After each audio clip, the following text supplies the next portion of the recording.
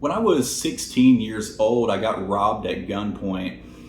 Then 2 years later, I found God in a jail cell in the middle of nowhere. The last place I ever thought I would find him, he showed up through the last person I ever thought he would show up through.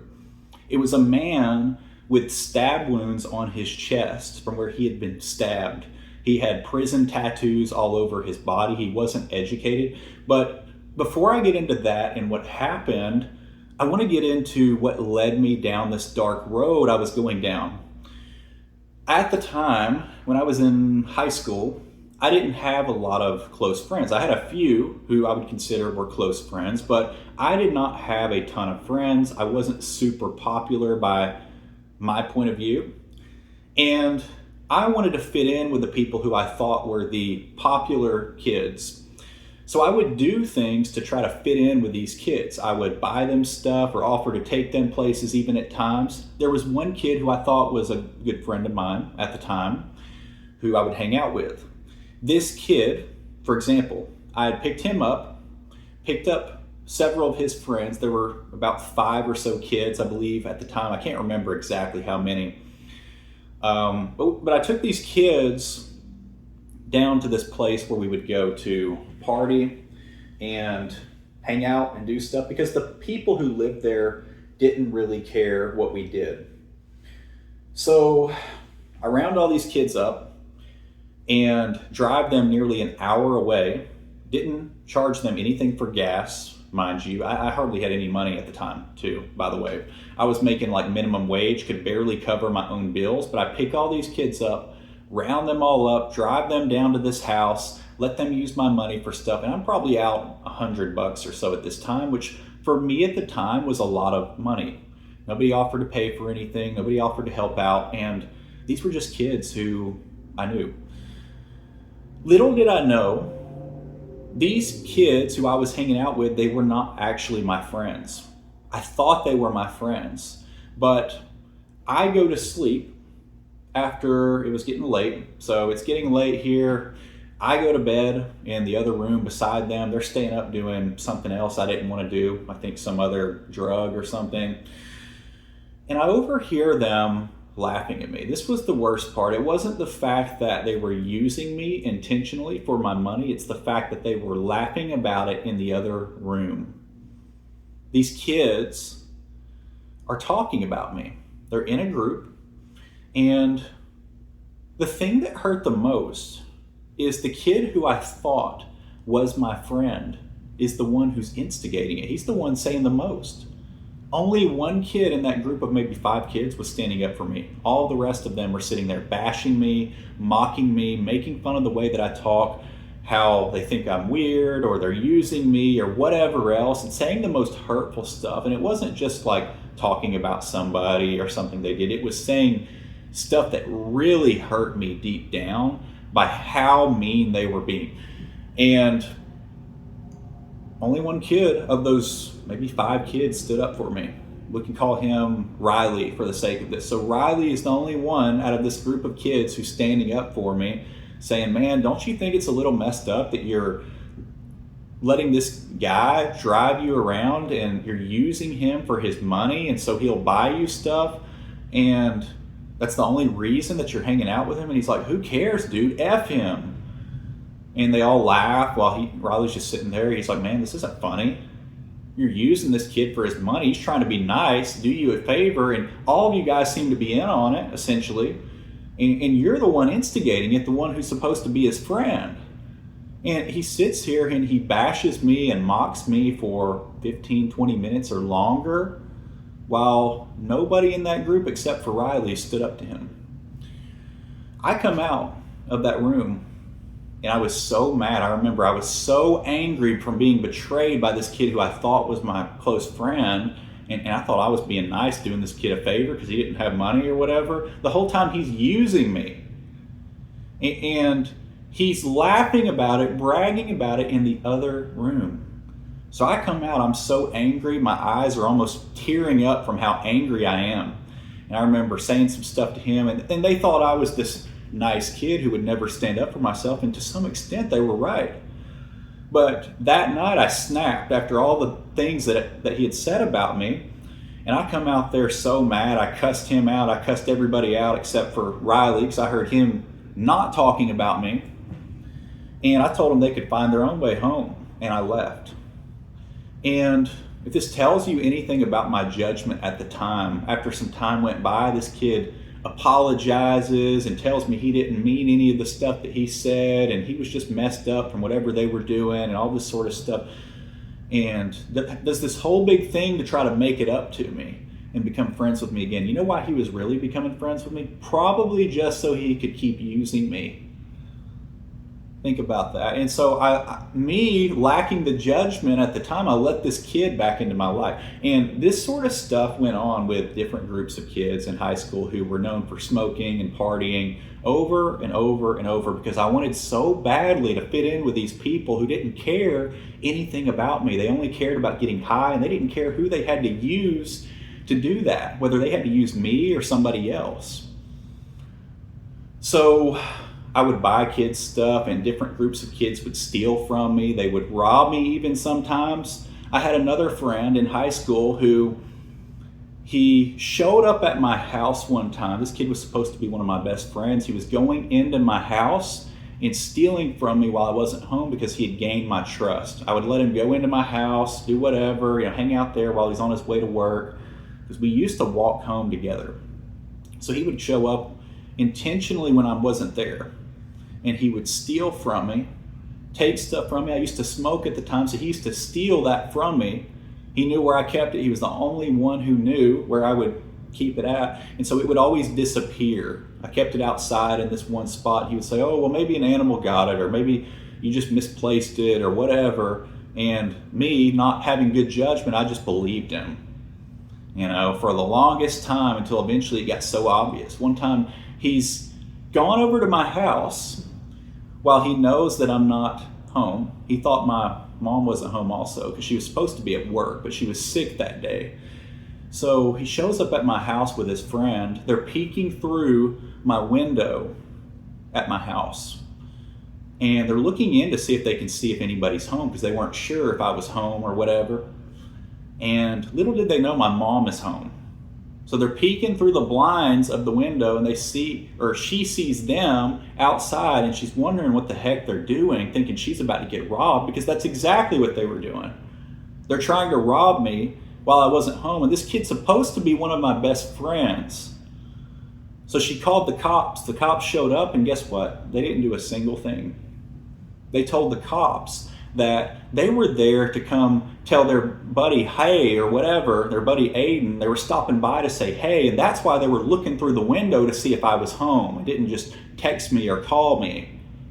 And the cops believed them, and they just let him go with nothing, no consequences, nothing.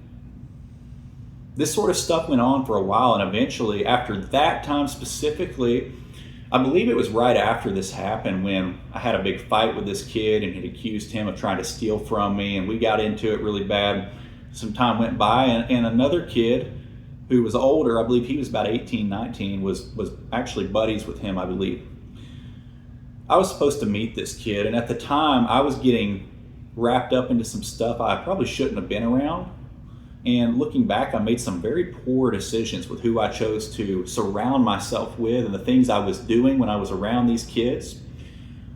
But long story short, I go to meet this other guy, and I'm 16 years old at the time, and we're meeting late at night. I didn't think anything of it. And this guy pulls up near my house to pick me up. I hop in his car, and as soon as I get in, he's driving around. He's not making any sense when he's talking. He's clearly on something, it seems. He's driving erratically, swerving in and out of the roads. And I'm wondering what's wrong with this guy. And then all of a sudden he says, all right, where am I going to do this at? Like he'd been planning to do something. And I didn't know at the time, but I was about to get robbed at gunpoint. He stops the car. He reaches down and pulls out what I believe was a .380, it looked like. He pulls out this pistol, and you hear one in the chamber as he cocks it back and he points it to my chest. I'm 16 years old at the time, and this guy sticks a loaded gun to my chest at 16 years old over what I believe was $180.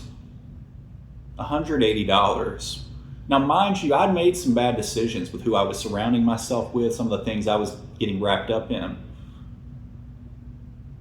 But I had a loaded gun pointed at my chest over $180. I thought that type of stuff didn't actually happen. That was the first time it happened. And that sent me down this really dark road, that type of stuff happening over and over. And I would start to get a little bit smarter about who I was surrounding myself with or whatever. But then it would happen again because I was constantly wrapped up in things. This is what I didn't realize at the time. It wasn't that everybody's like this. It was that I was opening the door for this stuff to happen by who I was surrounding myself with. So like I mentioned, the first kid who I was friends with, I ended up becoming friends with him again. That kid, the other kid who would show up at my house and we would hang out at my house and everything, that stole from me, I'm still to this day not friends with him. And I eventually stopped being friends with the other kid as well. But anyway, so long story short, I'd started hanging out with the first kid again who betrayed me and was talking so badly about me in that group of kids, which was a big mistake, and I didn't realize that at the time. See, I wanted to fit in with him because he was looked at as probably popular by what most people would say. He had a ton of friends, he knew everybody, and he was always really getting into trouble or doing something crazy. And when he did it, he wanted to be the most extreme. You know, if he was drinking, he wanted to drink the most. He would go drink as much as he possibly could. If he was doing some drug, for example, a lot of times he had that personality where he wanted to do the most. And so when I was around him, stuff would disappear. So money may disappear, but he always seems to say that it wasn't him. But he's always around when it happens. And I could never figure out why it kept happening, why all this bad stuff kept happening when he was around. So anyways, we would hang out, and anytime I'm with him, we're sneaking out. Anytime I'm with him, we're getting into trouble, we're going to parties, we're trying different stuff, smoking whatever, and going to these hotels, doing all this crazy stuff that unfortunately a lot of teenagers end up doing. And then one day, my life changed. I'm 18 years old, and I had gone down a dark road. I had a girlfriend previously who had left me, and by the way, she got with the kid who was my best friend in high school, not this kid that I'm still hanging out with, right, from the beginning, who betrayed me, and then I ended up being friends with him again. She went and got with the kid who had showed up at my house that time to steal from me, and would steal from me over and over and over, I guess to try to hurt me or something. And it worked. You know, I was very heartbroken and very depressed and very angry. I thought about doing some really bad stuff for a while. And I went down this road where I said, I do not care what happens to me. I don't care where I end up, because I was so ashamed of who I was because of what people had done to me. I got my value and I got my inner worth from what other people were telling me I was worth by what they had done to me, by this girl who had betrayed me and went and got with a kid that used to steal from me in high school, I guess to try to make me mad. And everybody laughed because they're talking about how this kid stole my girl, and I'm just so angry. I'm like, you know what? I'm going to show these people. I'm going to show them. And I'm going to get so wrapped up into this stuff that I was doing at the time that they're going to have no choice but to respect me. And that's what I did. I started to do some stuff that, looking back, was probably not very smart by who I was surrounding myself with, getting around some very shady people. The parties got worse. The stuff they were doing at the parties got worse. All this sort of stuff. And I got real wrapped up into this world that I was in. This false world that, looking back, is completely different than my life today. And then one day, something happened that was terrible at the time, and still to this day it was very bad. But it ended up being the best thing that happened to me at that age. While it was the worst thing for a while, it was the best. I got arrested with that boy who I had taken back and became friends with again. And we got charged with some pretty serious charges. Long story short, we were in the car and we're driving down the road and we're going to go get some food or whatever, and a cop car comes out behind us and he pulls right out behind us as if he was watching us.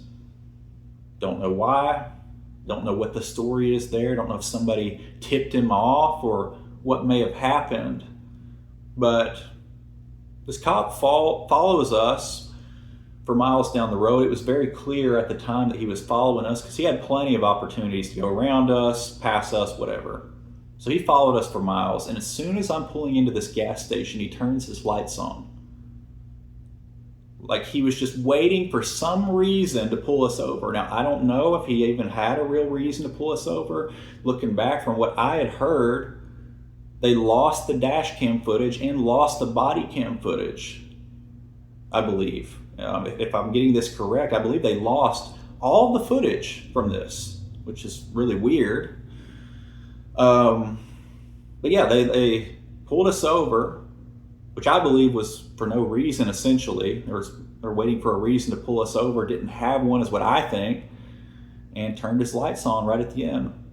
As soon as he gets up to the window, he's talking about trying to search the car.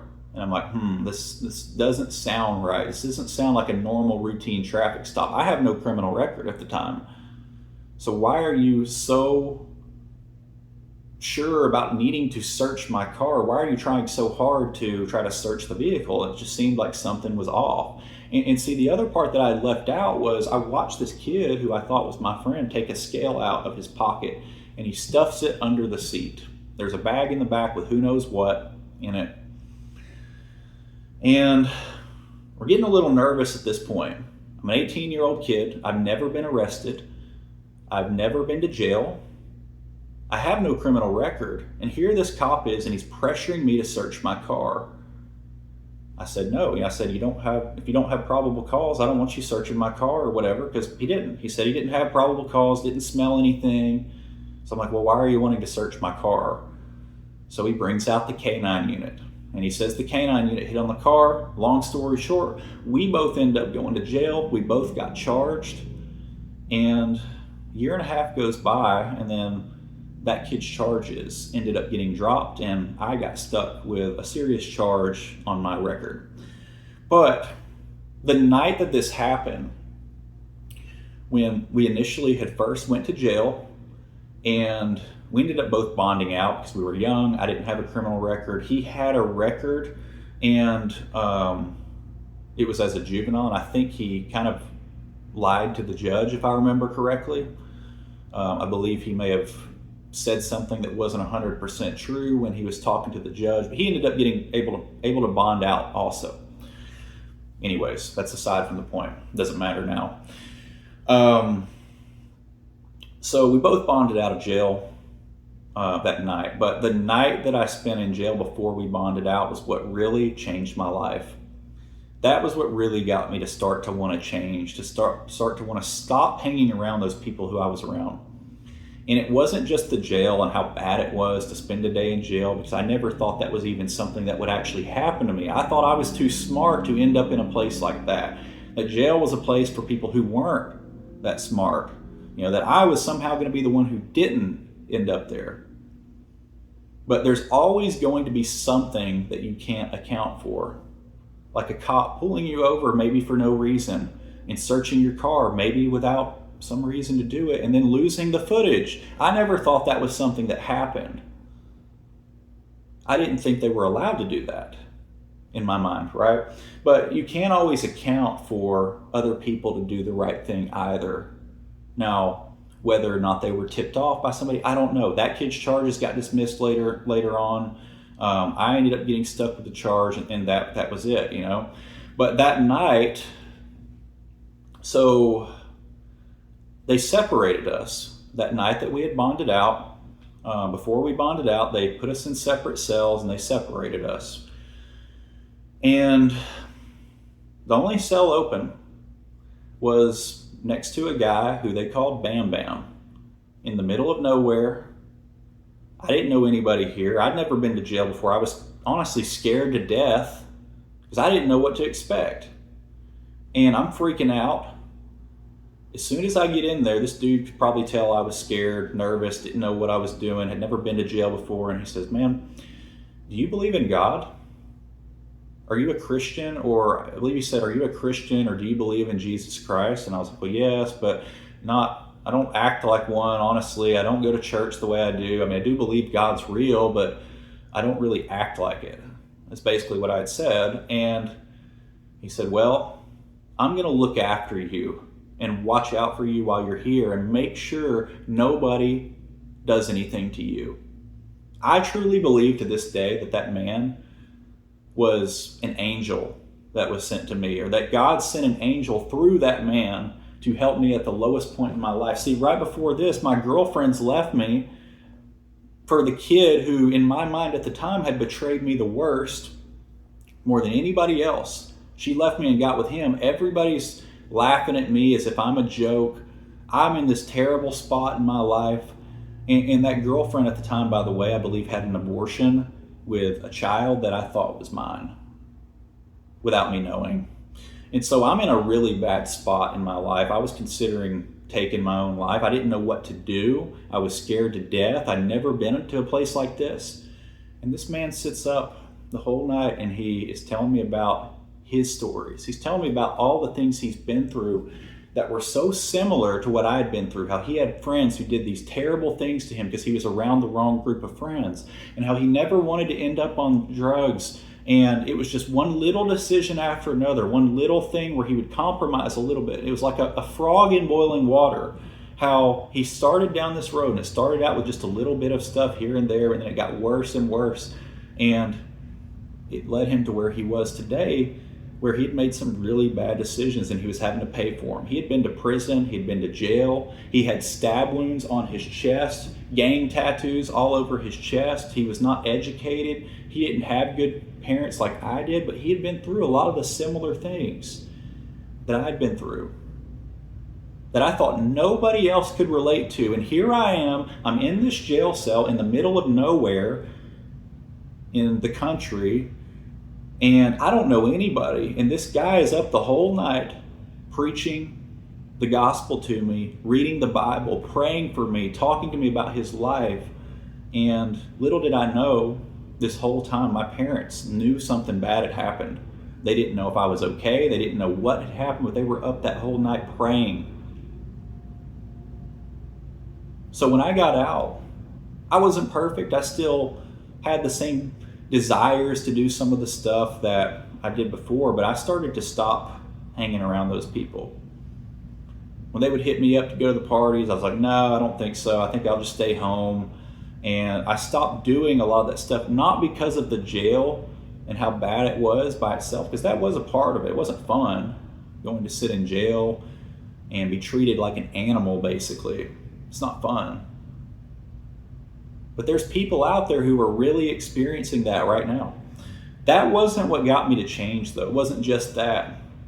It was the man who I believe God had sent to me, who told me his whole life story and how much it resonated with me. And so that's why I wanted to share this with you guys. I don't know where my life is heading today, but right now I'm in a completely different place. I haven't touched any of that stuff in years. And I have a job, a full-time job for a company that I helped start with a guy who is fairly famous, I guess you could say, online. I don't know where that's going. And here soon, we're about to start another company here soon. And I don't know where I'm going to end up, but I can tell you I'm on a completely different path than where I was going. Had I continued down that path, I would probably be dead or in jail, had it not been for that terrible thing that happened that felt so bad at the time. And then that man who ultimately led me to want to lead a better life, had it not been for that, I would probably be dead. And in fact, unfortunately, so that kid who had gotten arrested with me, his charges, fortunately for him, had ended up getting dismissed. Now, I don't know why, or what it was that went into that. But anyways, he continued down that road, and I don't think he ever changed. Maybe he did a little bit. I think he maybe even, unfortunately, had a kid or something from what I had heard at the time. But I don't think he ever got away from the drugs. He had a drug problem where he had a little bit of an addiction with something. And unfortunately, he passed away. And he passed away. What's so weird about it is he passed away on the same day that was one of the worst days of my life, where it was the day, I believe if I'm not mistaken, I think it was the day that I actually had nearly ended my own life. It was the day before I went to go turn myself in to go serve that sentence for that crime that we were accused of. I believe he ended up passing away that day, and then I found out about it the next day, which was the day 3 years later, where I had to go turn myself in. So I say all that to say this: I'm in a completely different place now in my life. I'm living in a completely different place. I don't know where my life is going. I'm not rich by any means, but I'm in a completely different path now than I was. And I pulled myself out of that because I realized something, that the environment that I was in and the people who I was surrounding myself with was the problem. Those people who go out and party and just want to get high or whatever, many of them may be good people who are just broken and they're trying to recover from something, but they don't really care about you deep down. Whether they realize it or not, a lot of times these people are using you. And it took me having that experience to figure it out, that these people weren't really my friends. Because after that, when I stopped doing that same stuff, a lot of these people just stopped hitting me up. When I stopped going out to the parties and drinking and all this stuff, and then I started going to college, and then I had this job that I've helped kind of create for myself, now all of a sudden they're not hitting me up anymore. So anyways, that's it for this video. Hopefully you guys, or somebody out there who may happen to see this, finds it helpful. And I wanted to share this because there may be somebody out there in that same place that I was, where they feel like people are treating them terribly, they're being bullied, or whatever the case is, and nobody understands what they went through. But there are people out there who do. There were people out there who went through very similar things to what I was going through, and I didn't even realize it until that happened. So anyways, hopefully this helps.